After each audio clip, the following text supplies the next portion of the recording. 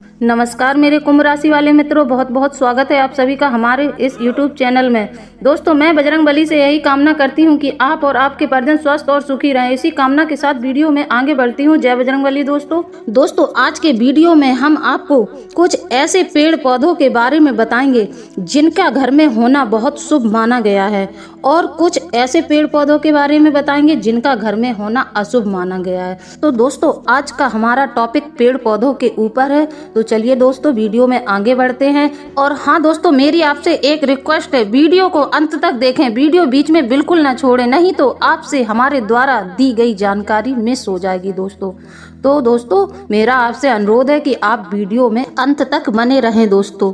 चलिए दोस्तों अब हम वीडियो शुरू करते हैं। दोस्तों जिन पेड़ पौधों के बारे में आज हम आपको बताएंगे, अगर वह पेड़ पौधे आपके घर के आसपास भी होंगे तो आएगी आपके घर में दरिद्रता और गरीबी दोस्तों अगर यह पेड़ पौधे आपके घर के आसपास भी हैं तो यह घर में रहने वाले लोगों की तरक्की कभी नहीं होने देंगे दोस्तों। उन्हें हमेशा पराजय और निराशा का ही सामना करना पड़ेगा। दोस्तों वास्तु शास्त्र के अनुसार पेड़ पौधे हमारे घर की शोभा जरूर बढ़ाते हैं। घर में रहने वाले लोगों का मन अच्छा रहता है दोस्तों। और दोस्तों यह पेड़ पौधे जो होते हैं ये वातावरण को शुद्ध रखते हैं। वृक्षों से सकारात्मक ऊर्जा का संचार होता है जो हमारे जीवन के लिए बहुत जरूरी होता है। दोस्तों यह जो पेड़ पौधे होते हैं यह हमारे जीवन से नकारात्मक ऊर्जा को समाप्त करके वातावरण को शुद्ध बना देते हैं। दोस्तों घर के सामने शुभ पेड़ पौधे लगाने से हमारे जीवन में बरकत आती है, हमारे परिवार जन की तरक्की होती है दोस्तों शुभता प्रदान करने वाले पेड़ पौधे हमारे जीवन से कई प्रकार के वास्तु दोषों को समाप्त कर देते हैं और हमारे घर को पवित्र बना देते हैं। दोस्तों घर के आंगन में खड़े पेड़ पौधे परमात्मा की ऊर्जा के समान होते हैं जो हर वक्त हमारी रक्षा करते हैं दोस्तों। इसीलिए हमारे शास्त्र और वेद पुराणों में घर के आसपास कुछ वृक्षों का रोपण करने का वर्णन किया गया है। दोस्तों अब हम बात करेंगे कि हमारे घर के आसपास के एरिया में कौन कौन से वृक्ष और पौधे होने चाहिए दोस्तों, और कौन कौन से वृक्ष नहीं होने चाहिए। दोस्तों हमारे शास्त्रों में जैसे कुछ पेड़ पौधों को शुभ फल देने वाला बताया गया है, वैसे ही हमारे वेद पुराणों में कुछ अशुभ पेड़ पौधों के बारे में भी वर्णन किया गया है। नंबर 1 तुलसी को साक्षात माता लक्ष्मी का रूप माना गया है। जी हाँ दोस्तों, तुलसी की पूजा करने वाले लोगों पर सदैव माता लक्ष्मी और भगवान विष्णु की कृपा बनी रहती है। दोस्तों तुलसी का पौधा कभी भी दक्षिणी भाग में नहीं होना चाहिए।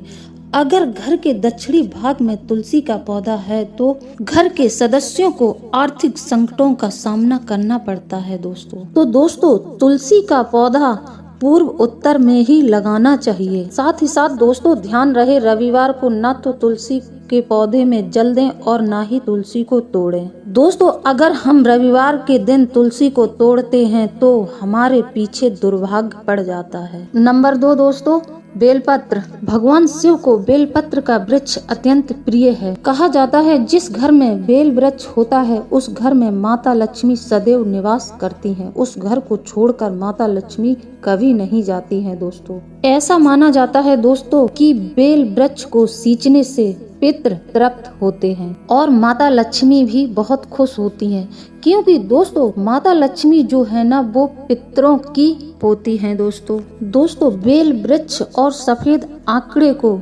जोड़े से लगाने से माता लक्ष्मी का स्थायी रूप से वास होता है और बेल वृक्ष को लगाने से वंश वृद्धि भी होती है दोस्तों बेल वृक्ष का शिव पुराण में वर्णन दिया गया है। अगर औलाद नहीं हो रही है तो एक ब्राह्मण के बेटे को बैठकर सोमवार के दिन भोजन कराएं और ऐसा आपको 5 सोमवार करना है। जिसको औलाद नहीं हो रही है उसको अवश्य ही औलाद का सुख मिलेगा दोस्तों। यह बात हम नहीं कह रहे हैं, इसका शिव पुराण में वर्णन दिया गया है। नंबर 3 दोस्तों समी का वृक्ष। समी का वृक्ष घर में होना अत्यंत शुभ माना जाता है। दोस्तों यह जो समी का वृक्ष है यह भगवान शिव और माता पार्वती के मिलन का प्रतीक है और इसका संबंध शनि से भी माना जाता है दोस्तों। अगर आप अपने घर में समी का वृक्ष लगाते हैं तो आप पर शनि देव की सदैव कृपा बरसती रहेगी। शनि देव आपको कभी भी परेशान नहीं करेंगे। दोस्तों, शमी के वृक्ष को मुख्य द्वार के बाईं ओर ही लगाएं। दोस्तों, माना जाता है अगर किसी को नजर लग गई है या किसी ने आपके घर की लक्ष्मी का बंधन कर दिया है, आपके घर में रुपए पैसे का आगमन बिल्कुल नहीं हो रहा है, तो दोस्तों 5 शनिवार तिल के तेल का दीपक, उसमें काली बत्ती डालें और 5 शनिवार शमी वृक्ष के नीचे जला देने से कितना भी किया कराया लक्ष्मी का बंधन होता छूट जाता है दोस्तों। जी हाँ दोस्तों, अगर आपके घर की लक्ष्मी को किसी ने बांध दिया है, आपको ऐसा लग रहा है कि हमारे घर की लक्ष्मी का बंधन हो चुका है, तो दोस्तों आप 5 शनिवार यह उपाय अवश्य ही आजमा के देखें, आपको बहुत ही लाभ मिलेगा। साथ ही साथ दोस्तों, दशहरे के दिन शमी के वृक्ष का पूजन करने से हमारे घर में कभी भी धन धान्य की कमी नहीं होती। नंबर 4 दोस्तों, अश्वगंधा। इस पौधे को घर में लगाना अत्यंत शुभ माना गया है। दोस्तों, अगर हमने अपने घर में अश्वगंधा का पौधा लगाया है तो हमारे घर के समस्त वास्तु दोष दूर हो जाते हैं। दोस्तों, इस पौधे को दक्षिण दिशा को छोड़कर कहीं भी लगा सकते हैं। दोस्तों, सिर्फ दक्षिण दिशा को छोड़ना है, दक्षिण दिशा में यह पौधा बिल्कुल नहीं लगाना है, नहीं तो यह हमें भयंकर हानि पहुंचाएगा। दोस्तों, पेड़ पौधा लगाना बहुत ही अच्छा है, लेकिन इन्हें थोड़ा विचार करके लगाना चाहिए। जो पौधा जिस दिशा में लगाना होता है उसी दिशा में लगाना चाहिए। अगर हम इन्हें अन्य किसी दिशा में लगा देंगे तो यह हमें शुभ फल नहीं देंगे, इसीलिए थोड़ा विचार करके लगाएं, दिशाओं का पूर्ण ज्ञान करके लगाएं। नंबर 5 दोस्तों, आंवले का पौधा। आंवले का पौधा हमेशा घर की उत्तर दिशा में लगाना चाहिए। इस वृक्ष में सभी देवी देवताओं का वास होता है।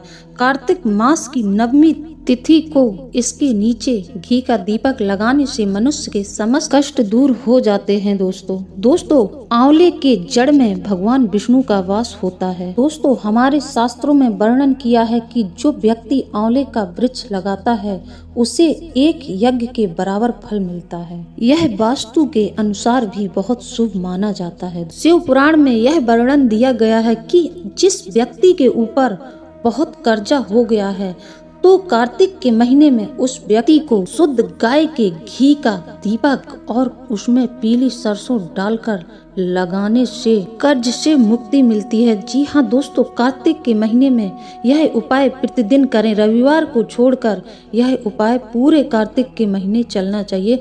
दोस्तों, इस बात का ध्यान देना है कि रविवार के दिन आंवले के वृक्ष के नीचे ना तो जाएं और ना ही उसकी पूजा करें, नहीं तो आपके पीछे दरिद्रता बढ़ जाएगी।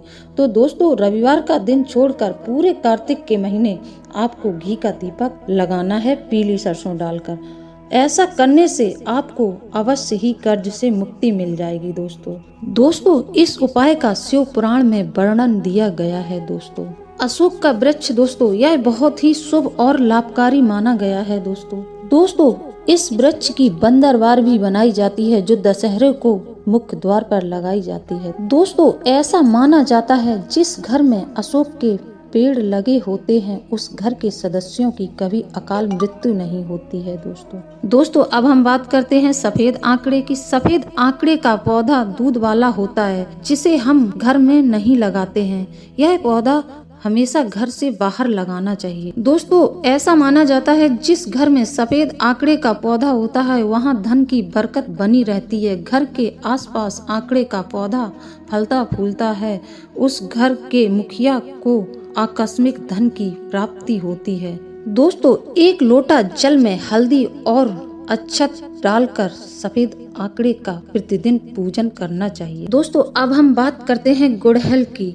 यह पौधा घर में कहीं भी लगा सकते हैं।